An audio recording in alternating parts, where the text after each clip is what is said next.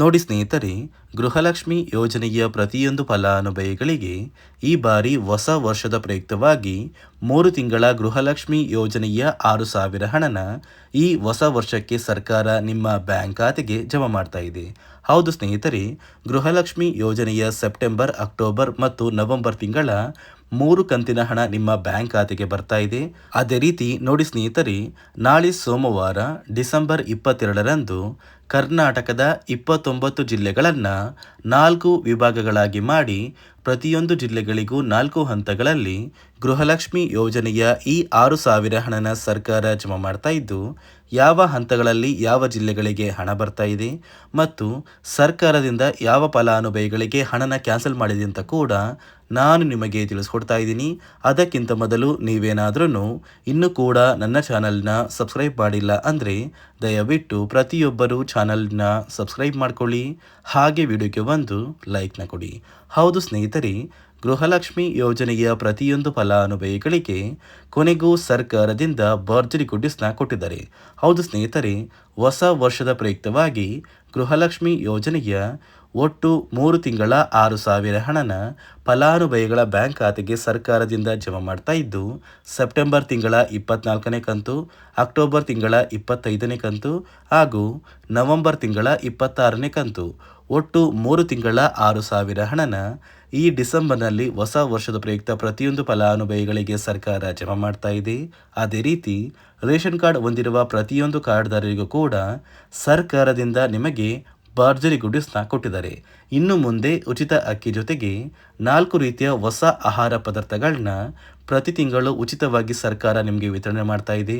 ಅಡುಗೆ ಎಣ್ಣೆ, ಸಕ್ಕರೆ, ತೊಗರಿ ಬೇಳೆ ಮತ್ತು ಉಪ್ಪು, ಈ 4 ರೀತಿಯ ಹೊಸ ಆಹಾರ ಪದಾರ್ಥಗಳನ್ನ ನೀವು ಪ್ರತಿ ತಿಂಗಳು ಇನ್ನು ಮುಂದೆ ಉಚಿತ ಅಕ್ಕಿ ಜೊತೆಗೆ ಉಚಿತವಾಗಿ ಪಡ್ಕೋತೀರಾ. ಈ ಬಾರಿ ಗೃಹಲಕ್ಷ್ಮಿ ಯೋಜನೆಯ ಈ 3 ತಿಂಗಳ 6,000 ಹಣನ ಪಡ್ಕೋಬೇಕು ಅಂದರೂ ಕೂಡ ಹಣಕಾಸು ಇಲಾಖೆ ಹೊಸದಾಗಿ 5 ನಿಯಮಗಳನ್ನ ಜಾರಿಗೆ ತಂದಿದೆ.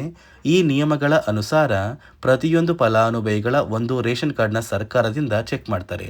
ಯಾರೆಲ್ಲ ಫಲಾನುಭವಿಗಳು ಈ ನಿಯಮಗಳನ್ನ ಪಾಲಿಸಿದ್ದೀರಾ ಅಂತಹ ಪ್ರತಿಯೊಂದು ಫಲಾನುಭವಿಗಳಿಗೆ ಒಟ್ಟಿಗೆ 3 ತಿಂಗಳ 6,000 ಹಣ ಜಮಾ ಆಗುತ್ತೆ. ಒಂದು ವೇಳೆ ನೀವು ಸರ್ಕಾರ ಜಾರಿಗೆ ತಂದಿರುವ ಈ ನಿಯಮಗಳನ್ನ ಪಾಲಿಸಿಲ್ಲ ಅಂದರೆ ನಿಮಗೆ ಗೃಹಲಕ್ಷ್ಮಿ ಹಣ ಕೂಡ ಜಮಾ ಆಗೋದಿಲ್ಲ. ಹಾಗಾದರೆ ಬನ್ನಿ ಸ್ನೇಹಿತರೆ, ಸರ್ಕಾರ ಜಾರಿಗೆ ತಂದಿರುವ ಆ ನಿಯಮಗಳು ಏನು ಅಂತ ಕೂಡ ತಿಳಿಸ್ಕೊಡ್ತೀನಿ. ಅದಕ್ಕಿಂತ ಮೊದಲು ನಾಳೆ ಸೋಮವಾರ ಡಿಸೆಂಬರ್ 22ರಂದು ಕರ್ನಾಟಕದ ಒಟ್ಟು 29 ಜಿಲ್ಲೆಗಳಿಗೆ 4 ಹಂತಗಳಲ್ಲಿ ಪ್ರತಿಯೊಂದು ಜಿಲ್ಲೆಗಳನ್ನು ವಿಭಾಗ ಮಾಡಿ 4 ಹಂತಗಳಲ್ಲಿ ಹಣ ಜಮಾ ಆಗ್ತಾ ಇದ್ದು, ಮೊದಲ ಹಂತದಲ್ಲಿ ಬೆಳಗಾವಿ ವಿಭಾಗಕ್ಕೆ ಹಣ ಜಮಾ ಆಗಲಿದೆ. ಈ ಒಂದು ವಿಭಾಗದಲ್ಲಿ ಬಾಗಲಕೋಟೆ, ಬೆಳಗಾವಿ, ವಿಜಯಪುರ, ಧಾರವಾಡ, ಗದಗ, ಹಾವೇರಿ ಮತ್ತು ಉತ್ತರ ಕನ್ನಡ. ಎರಡನೆಯ ಹಂತದಲ್ಲಿ ಬೆಂಗಳೂರು ವಿಭಾಗಕ್ಕೆ ಹಣ ಜಮಾ ಆಗ್ತಾ ಇದ್ದು, ಬೆಂಗಳೂರು ನಗರ, ಬೆಂಗಳೂರು ಗ್ರಾಮಾಂತರ, ರಾಮನಗರ, ಚಿಕ್ಕಬಳ್ಳಾಪುರ, ಚಿತ್ರದುರ್ಗ, ದಾವಣಗೆರೆ, ಕೋಲಾರ, ಶಿವಮೊಗ್ಗ ಮತ್ತು ತುಮಕೂರು. ಮೂರನೆಯ ಹಂತದಲ್ಲಿ ಕಲಬುರಗಿ ವಿಭಾಗಕ್ಕೆ ಹಣ ಜಮಾ ಆಗಲಿದ್ದು, ಈ ಒಂದು ವಿಭಾಗದಲ್ಲಿ ಬಳ್ಳಾರಿ, ಬೀದರ್, ಕಲಬುರಗಿ, ಕೊಪ್ಪಳ, ರಾಯಚೂರು, ಯಾದಗಿರಿ ಮತ್ತು ವಿಜಯನಗರ. ಅದೇ ರೀತಿ 4ನೆಯ ಮತ್ತು ಕೊನೆಯ ಹಂತದಲ್ಲಿ ಮೈಸೂರು ವಿಭಾಗಕ್ಕೆ ಸರ್ಕಾರ ಹಣನ ಜಮಾ ಮಾಡ್ತಾ ಇದ್ದು, ಚಾಮರಾಜನಗರ, ಚಿಕ್ಕಮಗಳೂರು, ದಕ್ಷಿಣ ಕನ್ನಡ, ಹಾಸನ, ಕೊಡಗು, ಮಂಡ್ಯ, ಮೈಸೂರು ಮತ್ತು ಉಡುಪಿ, ಈ ಜಿಲ್ಲೆಗಳಿಗೆ ಸರ್ಕಾರ 4ನೆಯ ಹಂತದಲ್ಲಿ ಹಣ ಜಮಾ ಮಾಡಲಿದ್ದು, ಗೃಹಲಕ್ಷ್ಮಿ ಯೋಜನೆಯ ಒಟ್ಟು 3 ತಿಂಗಳ 6,000 ಹಣನ ಪ್ರತಿಯೊಂದು ಫಲಾನುಭವಿಗಳಿಗೆ ಹೊಸ ವರ್ಷದ ಪ್ರಯುಕ್ತ ಸರ್ಕಾರ ಡಿಸೆಂಬರ್ 22ರಿಂದ ಜಮಾ ಮಾಡ್ತಾ ಇದೆ. ಯಾವುದೇ ರೀತಿಯ ಪೆಂಡಿಂಗ್ ಇರುವ ಹಣ ಬಾಕಿ ಇಲ್ಲ ಅಂದರೆ ಈ ಡಿಸೆಂಬರ್ ತಿಂಗಳು ಮುಗಿಯುವಷ್ಟರಲ್ಲಿ ಮತ್ತು ಹೊಸ ವರ್ಷ ಬರುವಷ್ಟರಲ್ಲಿ ಪ್ರತಿಯೊಂದು ಫಲಾನುಭವಿಗಳು ನಿಮ್ಮ ಬ್ಯಾಂಕ್ ಖಾತೆಗೆ 3 ತಿಂಗಳ 6,000 ಹಣನ ಪಡ್ಕೋತೀರಾ.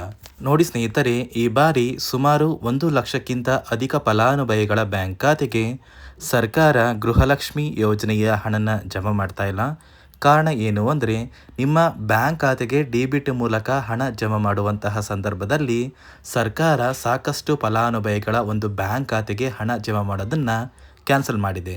ಯಾಕಂದರೆ ಇತ್ತೀಚೆಗೆ ಹಣಕಾಸು ಇಲಾಖೆ ಜಾರಿಗೆ ತಂದಿರುವ 5 ನಿಯಮಗಳ ಆಧಾರದ ಮೇಲೆ ಪ್ರತಿಯೊಂದು ಫಲಾನುಭವಿಗಳಿಗೆ ಸರ್ಕಾರ ಈ ಒಂದು ಹಣನ ಜಮಾ ಮಾಡ್ತಾ ಇದ್ದು, ಯಾರೆಲ್ಲ ಫಲಾನುಭವಿಗಳು ಈ ನಿಯಮಗಳನ್ನ ಪಾಲಿಸಿಲ್ಲ ನಿಮ್ಮ ಬ್ಯಾಂಕ್ ಖಾತೆಗೂ ಕೂಡ ಹಣ ಜಮಾ ಆಗೋದಿಲ್ಲ. ಹಾಗಾದರೆ ಬನ್ನಿ ಸ್ನೇಹಿತರೆ, ಸರ್ಕಾರ ಜಾರಿಗೆ ತಂದಿರುವ ಆ 5 ಹೊಸ ನಿಯಮಗಳು ಏನು ಅಂತ ನಾನು ನಿಮಗೆ ತಿಳಿಸ್ಕೊಡ್ತಾ ಇದ್ದೀನಿ. ನೋಡಿ ಸ್ನೇಹಿತರೆ, ಮೊದಲನೆಯ ಒಂದು ನಿಯಮ ಬಂದು ಸಾಕಷ್ಟು ಫಲಾನುಭವಿಗಳು ಹೊಂದಿರುವಂತಹ ಒಂದು ರೇಷನ್ ಕಾರ್ಡ್ ಏನಿದೆ, ಆ ಒಂದು ರೇಷನ್ ಕಾರ್ಡ್ನ ಮನೆಯ ಸದಸ್ಯರ ಪ್ರತಿಯೊಬ್ಬರ ಒಂದು ಆಧಾರ್ ಕಾರ್ಡ್ನ ನಿಮ್ಮ ರೇಷನ್ ಕಾರ್ಡ್ಗೆ ಕಡ್ಡಾಯವಾಗಿ ಲಿಂಕ್ ಮಾಡಿಸ್ಬೇಕು. ಅಂದರೆ ಈ ಒಂದು ಲಿಂಕ್ ಮಾಡಿಸುವಂತಹ ಒಂದು ಪ್ರೊಸೀಜರ್ಗೆ ಸರ್ಕಾರ KYC ಅಂತ ಕರೀತಾರೆ. ನಿಮ್ಮ ರೇಷನ್ ಕಾರ್ಡ್ಗೆ ಇನ್ನೂ ಸಹ KYC ಆಗಿಲ್ಲ ಅಂದರೆ ನಿಮ್ಮ ಬ್ಯಾಂಕ್ ಖಾತೆಗೆ ಸರ್ಕಾರ ಮುಂದಿನ ದಿನಗಳಲ್ಲಿ ಗೃಹಲಕ್ಷ್ಮಿ ಯೋಜನೆಯ ಹಣನ ಕ್ಯಾನ್ಸಲ್ ಮಾಡುತ್ತೆ. ಅದೇ ರೀತಿ ಎರಡನೆಯ ಒಂದು ನಿಯಮ ಬಂದು ಸಾಕಷ್ಟು ಫಲಾನುಭವಿಗಳು ಕಳೆದ 3 ತಿಂಗಳಿಂದ ಸರ್ಕಾರದಿಂದ ಬರ್ತಾ ಇರುವಂತಹ ಒಂದು ರೇಷನ್ ಏನಿದೆ, ಅಂದರೆ ಉಚಿತ ಅಕ್ಕಿ ಏನಿದೆ, ಈ ಒಂದು ರೇಷನ್ನ ಪಡ್ಕೋತಾ ಇಲ್ಲ. ಒಂದು ವೇಳೆ ಕಳೆದ 3 ತಿಂಗಳಿಂದ ನೀವು ರೇಷನ್ನ ಪಡ್ಕೊಂಡಿಲ್ಲ ಅಂದರೆ ಸರ್ಕಾರ ನಿಮ್ಮ ಬಳಿ ಇರುವಂತಹ ಒಂದು ರೇಷನ್ ಕಾರ್ಡ್ನ ಕ್ಯಾನ್ಸಲ್ ಮಾಡುತ್ತೆ.